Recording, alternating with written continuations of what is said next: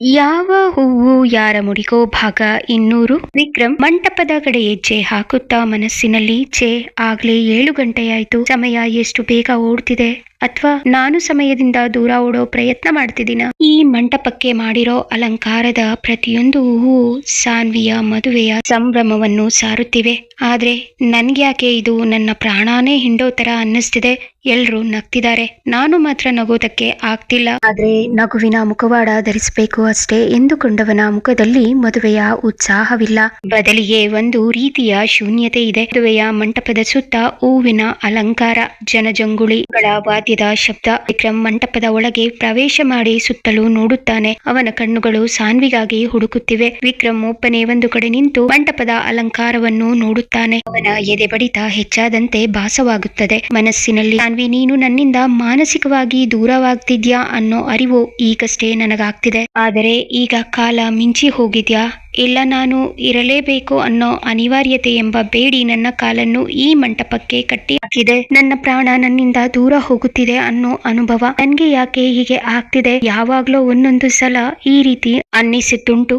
ಆದ್ರೆ ಇವತ್ತು ಅದನ್ನೆಲ್ಲ ದಾಟಿ ಒಂದು ಹೆಜ್ಜೆ ಮುಂದೆ ಹೋಗಿದ್ದೇನೆ. ನಾನೇ ನಿನ್ನನ್ನು ಬಲವಂತ ಮಾಡಿ ಮದುವೆಗೆ ಒಪ್ಪಿಸಿದೆ. ಕಾರಣ ನಿತಿನ್ ನಿನ್ನನ್ನ ಪ್ರೀತಿ ಮಾಡ್ತಿದ್ದಾನೆ ಅನ್ನೋ ಕಾರಣಕ್ಕೆ. ಆದರೆ ನೀನು ಅವನನ್ನ ಮಾತ್ರ ಅಲ್ಲ, ಯಾರನ್ನೂ ಪ್ರೀತಿ ಮಾಡಿಲ್ಲ. ಆದ್ರೂ ನನ್ನ ಮಾತಿಗೆ ಬೆಲೆ ಕೊಟ್ಟು ಒಪ್ಕೊಂಡು ಮದ್ವೆ ಆಗ್ತಿದ್ಯಾ? ಆದ್ರೆ ಸಾನ್ವಿ, ನೀನು ಈ ಮದುವೆಯ ಮಂಟಪದಲ್ಲಿ ಬೇರೆಯವರ ಪಾಲಾಗುತ್ತಿರುವುದನ್ನು ನೋಡುವ ಶಕ್ತಿ ನನಗಿದ್ಯಾ ಅಂತ ನನ್ನನ್ನ ನಾನು ಪ್ರಶ್ನೆ ಮಾಡ್ಕೊಂಡ್ರೆ ಮನಸ್ಸು ಭಾರವಾಗ್ತಿದೆ. ನಾನು ಈ ರೀತಿ ಯೋಚನೆ ಮಾಡೋದು ತಪ್ಪು ಅಂತ ನನ್ನ ಬುದ್ಧಿಗೆ ಗೊತ್ತು. ಆದ್ರೆ ಅದು ನನ್ನ ಹೃದಯಕ್ಕೆ ಅರ್ಥ ಆಗ್ತಿಲ್ಲ. ನನಗೆ ಸ್ವಲ್ಪ ನೋವಾದ್ರೂ ನನಗೆ ಸಹಿಸೋಕೆ ಆಗಲ್ಲ. ನೀನು ಮದುವೆ ಆಗೋ ಹುಡುಗ ನಿತಿನ್, ಅವನ ಜೊತೆ ನೀನು ಖುಷಿಯಾಗಿ ಇದ್ರೂ ನನಗೆ ಸಹಿಸೋಕೆ ಆಗ್ಲಿಲ್ಲ. ಯಾಕೆ ಅಂತ ಅರ್ಥ ಆಗ್ತಿಲ್ಲ. ಅರ್ಥ ಆದ್ರೂ ಪ್ರಯೋಜನ ಇಲ್ಲ. ಎಲ್ಲ ಮುಗ್ದು ಹೋಯ್ತು. ಇನ್ನು ಸ್ವಲ್ಪ ಹೊತ್ತಿಗೆ ನಿತಿನ್ ನಿನ್ಗೆ ತಾಳಿ ಕಟ್ತಾನೆ. ನೀನು ಅವನ ಜೊತೆ 7 ಹೆಜ್ಜೆ ಇಟ್ಟು ಸಪ್ತಪದಿ ತುಳಿತೀಯ. ನಂತರ ಅವನ ಜೊತೆ ಬದುಕಿನ ಹೆಜ್ಜೆ ಹಾಕಲೇಬೇಕು. ಇದೇ ಸತ್ಯ. ಅದನ್ನ ನಾನು ಒಪ್ಕೋಬೇಕು. ಆದ್ರೆ ಆಗ್ತಿಲ್ಲ, ಒಪ್ಕೊಳ್ಳೋಕೆ ಆಗ್ತಿಲ್ಲ. ನಿಶಾ 6 ವರ್ಷ ನಾನು ಪ್ರೀತಿ ಮಾಡಿದ ನಿಶಾ. ಅವಳು ದೂರ ಹೋದಾಗ ಕೂಡ ನನ್ಗೆ ಇಷ್ಟು ನೋವಾಗಿರ್ಲಿಲ್ಲ. ಆದ್ರೆ ನೀನು ಮದ್ವೆ ಮಾಡ್ಕೊಂಡು ನನ್ನಿಂದ ದೂರ ಹೋಗ್ತೀಯಾ ಅಂದಾಗ ನನ್ಗೆ ಜೀವ ಹಿಂಡಿದ ಹಾಗೆ ಆಗ್ತಿದೆ. ನೀನು ನಮ್ಮ ಮನೆಯಲ್ಲೇ ಇರ್ತೀಯಾ ಅನ್ನೋದು ಗೊತ್ತು. ಆದ್ರೆ ನನ್ಗೆ ಈಗ ಆಗ್ತಿರೋ ನೋವು ತಳಮಳ ಯಾಕೆ ಅಂತ ಅರ್ಥ ಆಗ್ತಿಲ್ಲ. ಇಷ್ಟು ದಿನ ಅನಿಸಿದ್ದೇ ಬೇರೆ, ಇವತ್ತು ಅನ್ನಿಸ್ತಿರೋದೇ ಬೇರೆ. ಅದು ಏನೋ ಸಂಕಟ, ನಿನ್ನನ್ನ ಕಳ್ಕೊತೀನಿ ಅನ್ನೋ ಭಯ. ಇಷ್ಟು ದಿನ ನೀನು ಜೊತೆಗೆ ಇದ್ರು ನನ್ನಲ್ಲಿ ಯಾವ ಭಾವನೆಗಳು ಇರ್ಲಿಲ್ಲ. ನಿತಿನ್ ನಿನ್ ಜೊತೆ ಇದ್ದಾಗ ನನ್ಗೆ ಹೊಟ್ಟೆ ಉರಿಯುತ್ತೆ. ಅದು ಯಾಕೆ ಅಂತ ಅರ್ಥ ಆಗ್ಲಿಲ್ಲ. ಆದ್ರೆ ಈ ಕ್ಷಣ ನನ್ಗೆ ಆಗ್ತಿರೋ ನೋವು ಯಾರೋ ನನ್ನ ಹೃದಯಕ್ಕೆ ಚಿಮಟ ಹಾಕಿ ಅದನ್ನ ಸ್ವಲ್ಪ ಸ್ವಲ್ಪನೇ ಕೀಳ್ತಿದ್ದಾರೆ ಅನ್ನೋವಷ್ಟು ನೋವು. ನನ್ಗೆ ಇಲ್ಲಿ ಇರೋದಕ್ಕೆ ಆಗ್ತಿಲ್ಲ. ಎಲ್ಲಾ ತಯಾರಿ ಆಗಿದೆ. ನಾನು ಇಲ್ಲಿ ಇರೋ ಅವಶ್ಯಕತೆ ಇಲ್ಲ, ನಾನು ಇಲ್ಲಿ ಇರಲ್ಲ ಎನ್ನುತ್ತಾ ಅಲ್ಲಿಂದ ಹೋಗುವುದಕ್ಕೆ ಅನುವಾದ. ಆಗ ಅಲ್ಲಿಗೆ ಬಂದ ಸಂಜಯ್, ವಿಕ್ರಮ್ ಭಾವ, ನೀವು ಇಲ್ಲಿದ್ದೀರಾ? ಬನ್ನಿ ಬೇಗ ಬನ್ನಿ ಎಂದವನು ಅವನ ಕೈ ಹಿಡಿದು ಸಾನ್ವಿ ಫೋಟೋ ತೆಗೆಯುತ್ತಿದ್ದ ಜಾಗಕ್ಕೆ ಕರೆದುಕೊಂಡು ಬಂದ. ಸಾನ್ವಿ ಮದ್ವೆ ಸೀರೆಯಲ್ಲಿ ಕಂಗೊಳಿಸುತ್ತಿದ್ದಳು. ಒಂದು ಕ್ಷಣ ವಿಕ್ರಮ್ ಅವಳನ್ನೇ ನೋಡುತ್ತಾ ನಿಂತಿದ್ದ. ಅವನನ್ನು ಪಲ್ಲವಿ, ಅಣ್ಣ, ನಾವೆಲ್ಲರೂ ಸಾನ್ವಿ ಜೊತೆ ಫೋಟೋ ತೆಗೆಸ್ಕೊಂಡಿದ್ದಾಯ್ತು. ಇನ್ನು ನೀವು ಒಬ್ಬರೇ ಬಾಕಿ ಇರೋದು. ಮೊದಲು ನಾವೆಲ್ಲ ಗ್ರೂಪ್ ಫೋಟೋ ತೆಗೆಸ್ಕೊಳ್ಳೋಣ. ಆಮೇಲೆ ಸಾನ್ವಿ ಜೊತೆ ನೀನು ಸ್ವಲ್ಪ ಫೋಟೋ ತೆಗೆಸ್ಕೊಳ್ಳಿ ಎಂದಾಗ ಬೆಚ್ಚಿ ಎಚ್ಚೆತ್ತುಕೊಂಡ. ಎಲ್ಲರೂ ನಿಂತು ಗ್ರೂಪ್ ನಲ್ಲಿ ಫೋಟೋ ತೆಗೆಸಿಕೊಂಡರು. ಸಂಜಯ್ ಫೋಟೋ ವಿಡಿಯೋ ಮಾಡುವವರಿಗೆ ಮೊದಲೇ ಎಲ್ಲ ವಿಷಯ ಹೇಳಿದ್ದ. ಅವನು ಅವರ ಬಳಿ ಬಂದು ನಿಧಾನವಾಗಿ, ನೋಡಿ, ನಾನು ಹೇಳಿದ್ನಲ್ಲ, ಮದುವೆ ಗಂಡು ಇವರೇ. ಆದ್ರೆ ಅದು ಅವರಿಗೆ ಗೊತ್ತಾಗಬಾರ್ದು. ಹಾಗೆ ಪ್ಲಾನ್ ಮಾಡಿ ಮದುವೆ ಹೆಣ್ಣು ಗಂಡಿನ ಫೋಟೋ ವಿಡಿಯೋ ತೆಗೆಯಬೇಕು ಎಂದಾಗ ಅವರು, ಸರ್, ಆ ರೀತಿ ಫೋಟೋ ತೆಗೆಯೋಕೆ ಆಗಲ್ಲ ಸರ್. ಹುಡುಗಿಗೆ ಗೊತ್ತು, ಓಕೆ, ಆದ್ರೆ ಹುಡುಗನಿಗೆ ಗೊತ್ತಿಲ್ಲ. ಹಾಗಾಗಿ ನಾವು ಅಷ್ಟು ಕ್ಲೋಸ್ ಆಗಿ ಫೋಟೋಗಳನ್ನ ತೆಗೆಯೋಕೆ ಆಗಲ್ಲ. ನೋಡಿ, ಮದ್ವೆ ಆದ್ಮೇಲೆ ರಿಸೆಪ್ಷನ್ ಇರತ್ತಲ್ಲ, ಆಗ ತುಂಬಾ ಚೆನ್ನಾಗಿ ಫೋಟೋ ವಿಡಿಯೋನ ತೆಗಿತೀವಿ. ಹೇಗಿದ್ರು ಮದ್ವೆ ಆಗಿರತ್ತೆ. ಮದ್ವೆನೇ ಆದ್ಮೇಲೆ ಅವರಿಗೂ ಮುಜುಗರ ಇರಲ್ಲ ಅನ್ಕೋತೀನಿ ಎಂದಾಗ ಸಂಜಯ್ ಅವರ ಮಾತು ಸರಿ ಎನಿಸಿ, ಆಯ್ತು ಹಾಗೆ ಮಾಡಿ, ಈಗ ಸ್ವಲ್ಪ ಫೋಟೋ ತೆಗಿರಿ ಎಂದಾಗ ಸಾನ್ವಿ ವಿಕ್ರಮ್ ಅಕ್ಕಪಕ್ಕ ನಿಂತ ಒಂದೆರಡು ಫೋಟೋ ತೆಗೆದರು. ಅಷ್ಟರಲ್ಲಿ ಅಲ್ಲಿಗೆ ಬಂದ ರಾಹುಲ್, ಸಂಜಯ್, ಹುಡುಗ ಬಂದ. ಬನ್ನಿ, ತುಂಬಾ ಶಾಸ್ತ್ರಗಳಿದೆ, ಟೈಮ್ ಪ್ರಕಾರ ಎಲ್ಲ ನಡಿಬೇಕು, ಬರೀ ಫೋಟೋ ತೆಗೆಸ್ತಿದ್ರೆ ಆಗಲ್ಲ ಎಂದ.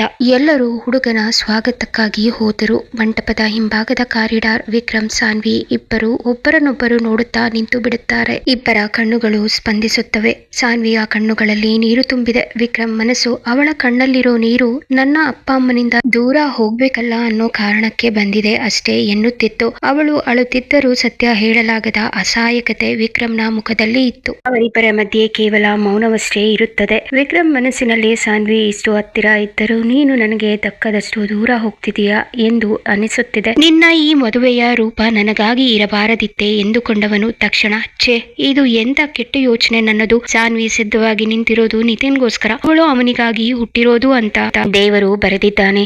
ಇನ್ನು 1 ಗಂಟೆಯಲ್ಲಿ ಅವರಿಬ್ಬರು ಮದುವೆ ಮುಗ್ದಿರುತ್ತೆ ಎಂದುಕೊಂಡವನು ತನ್ನ ನೋವನ್ನು ಮರೆಮಾಚಿ ಸುಳ್ಳು ನಗು ಬೀರುತ್ತಾ ನಿನ್ಗೆ ಒಳ್ಳೇದಾಗ್ಲಿ ಸಾನ್ವಿ, ನಿನ್ನ ಜೀವನದ ದೊಡ್ಡ ನಿರ್ಧಾರ ಇದು, ನಿನಗೆ ನನ್ನ ಕಡೆಯಿಂದ ಶುಭ ಹಾರೈಕೆ ಎನ್ನುತ್ತಾ ಅವಳ ತಲೆ ಮೇಲೆ ಕೈಯಿಟ್ಟು ಹರಸಿದ. ಸಾನ್ವಿ ವಿಕ್ರಮ್ನ ಕಣ್ಣುಗಳನ್ನೇ ನೋಡುತ್ತಾ ಮನಸ್ಸಿನಲ್ಲಿ ಕೇವಲ ಶುಭ ಹಾರೈಕೆ ಮಾತ್ರನಾ ವಿಕ್ರಮ್ ಸರ್, ಇನ್ನೂ ನಿಮ್ಮ ಮನಸ್ಸಿನಲ್ಲಿ ಬೇರೆ ಯಾವ ಭಾವನೆ ನನಗೋಸ್ಕರ ಇಲ್ವಾ ಎಂದುಕೊಂಡಳು. ವಿಕ್ರಮ್ಗೆ ಸಾನ್ವಿ ಕಣ್ಣುಗಳು ಅವನನ್ನೇ ಏನೋ ಪ್ರಶ್ನೆ ಮಾಡುತ್ತಿದೆ ಎನಿಸಿ ಅವಳ ನೋಟ ಎದುರಿಸಲಾಗದೆ ತಡಬಡಾಯಿಸುತ್ತಾ ವಿಕ್ರಮ್, ಅದು ಸಾನ್ವಿ, ಮದುವೆ ಸಮಯ ಆಗ್ತಿದೆ, ಇನ್ನೂ ಶಾಸ್ತ್ರಗಳು ಇವೆ, ಮಂಟಪಕ್ಕೆ ಬರುವೆಯಂತೆ, ನೀನು ಒಬ್ಬಳೇ ಬರುವುದು ಬೇಡ, ನಿನ್ನನ್ನು ಕರೆದುಕೊಂಡು ಬರೋಕೆ ಅಂಜಲಿ, ಶರಣ್ಯ ಇಬ್ಬರನ್ನು ಕಳಿಸ್ತೀನಿ ಎಂದವನು ಗಂಭೀರವಾಗಿ ತಲೆ ತಗ್ಗಿಸಿ ವೇಗವಾಗಿ ಅವಳನ್ನು ದಾಟಿ ಹೋಗಲು ಮುಂದಾಗುತ್ತಾನೆ.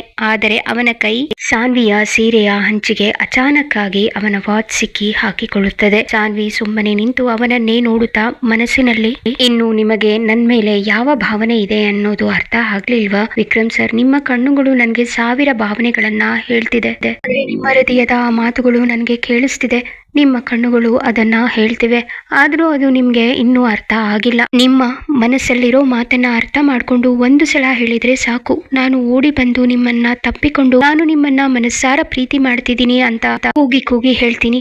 ನೋಡಿ, ನೀವು ನನ್ನಿಂದ ದೂರ ಹೋಗೋದು ದೇವರಿಗೂ ಇಷ್ಟ ಇಲ್ಲ, ಅದಕ್ಕೆ ಸೂಚನೆ ಕೂಡ ಕೊಡ್ತಿದೆ, ನಮ್ಮಿಬ್ಬರ ಬೆಸುಗೆ ಈ ಮೂಲಕ ಮಾಡಿಸಿದೆ, ದಯವಿಟ್ಟು ಅರ್ಥ ಮಾಡ್ಕೊಳ್ಳಿ ಎಂದುಕೊಳ್ಳುವಷ್ಟರಲ್ಲಿ ವಿಕ್ರಮ್ ಸಾನ್ವಿಯ ಸೀರೆಯ ಅಂಚಿಗೆ ಸಿಕ್ಕಿ ಹಾಕಿಕೊಂಡಿದ್ದ ತನ್ನ ವಾಚನ್ನು ಬಿಡಿಸಿಕೊಂಡು ವೇಗವಾಗಿ ಮಂಟಪದ ಕಡೆ ಹೆಜ್ಜೆ ಹಾಕಿದ.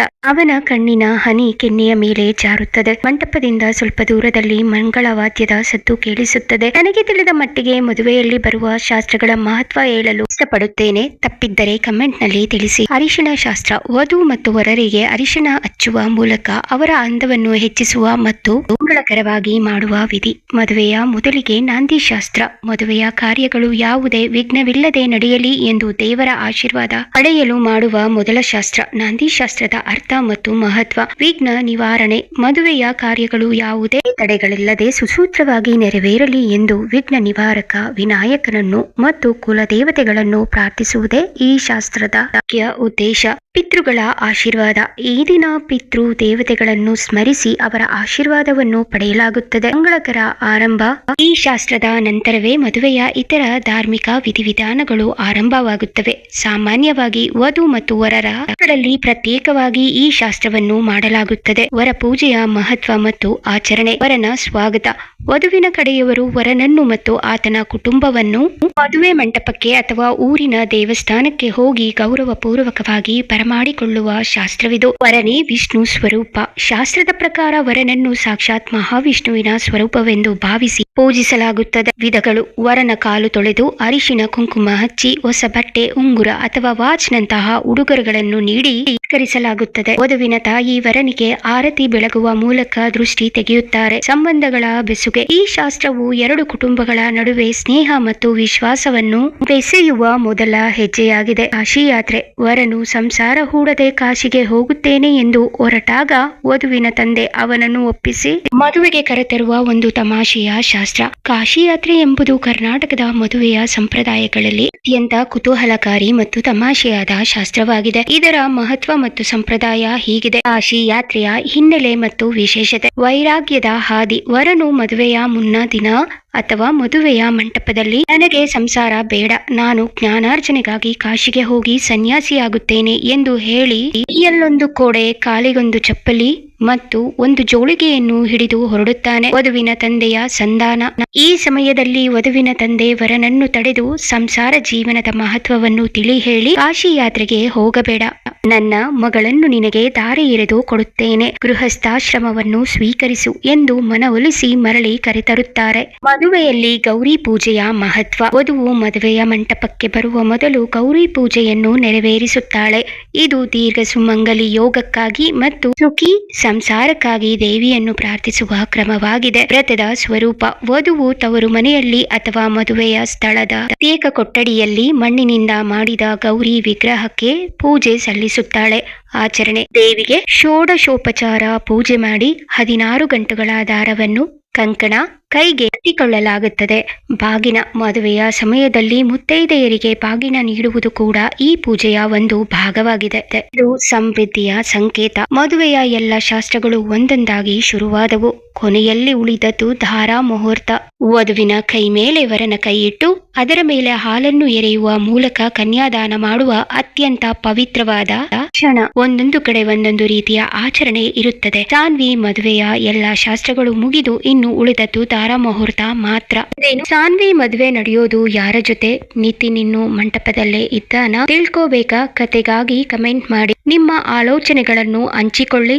ಈ ಕತೆ ಹೇಗೆ ಅನ್ನಿಸಿತು ಎಂಬುದನ್ನು ಕಮೆಂಟ್ ವಿಭಾಗದಲ್ಲಿ ತಿಳಿಸಿ. ಚಂದಾದಾರರಾಗಿ ಮಿಸ್ ಮಾಡದೆ ನಮ್ಮ ಕನ್ನಡ ಹಾಡುಗಳು ಹಾಗೂ ಕತೆಗಳಿಗಾಗಿ ನಮ್ಮ ಚಾನೆಲ್ಗೆ ಸಬ್ಸ್ಕ್ರೈಬ್ ಮಾಡಿ. ನಿಮ್ಮ ಬೆಂಬಲಕ್ಕೆ ಧನ್ಯವಾದಗಳು.